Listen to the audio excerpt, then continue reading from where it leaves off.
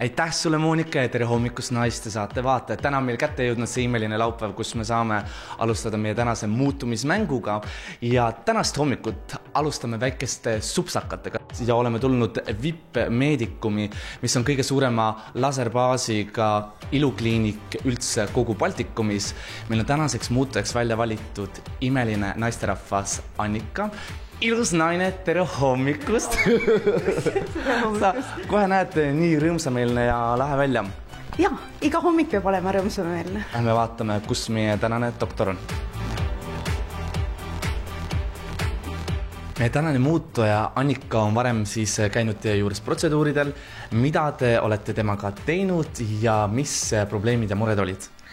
No Annikal oli tegemist tegelikult gravitatsioonptoosiga ehk sellega, et näonahk vajus nagu ära ja pidime nagu taastuma seda nahageomeetriat niimoodi, et oleks loomulik ja ilus.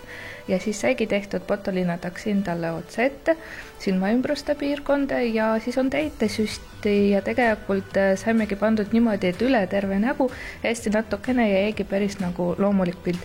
Et nasalabiaalkurtsud ja siis panime talle silmaümbruste piirkonda teidet ja ka näo fikseerimiseks panime talle siia kulmu selle juuste piiri peale nagu ka keeli.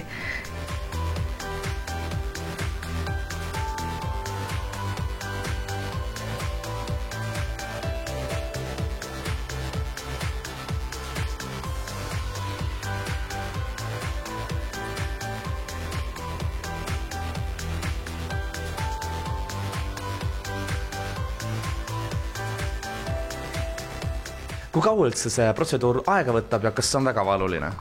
Ütleme nii, et protseduur ei ole nagu valulik, sest et sinna piirkonda, kus me süstime, seal ei ole nagu närviretseptorid ja põhimõtteliselt ajaliselt 15 minutit ei võtnud ka kaua aega. Kas sa oled tulemustega juba praegult nii-öelda protsessis, oled rahul?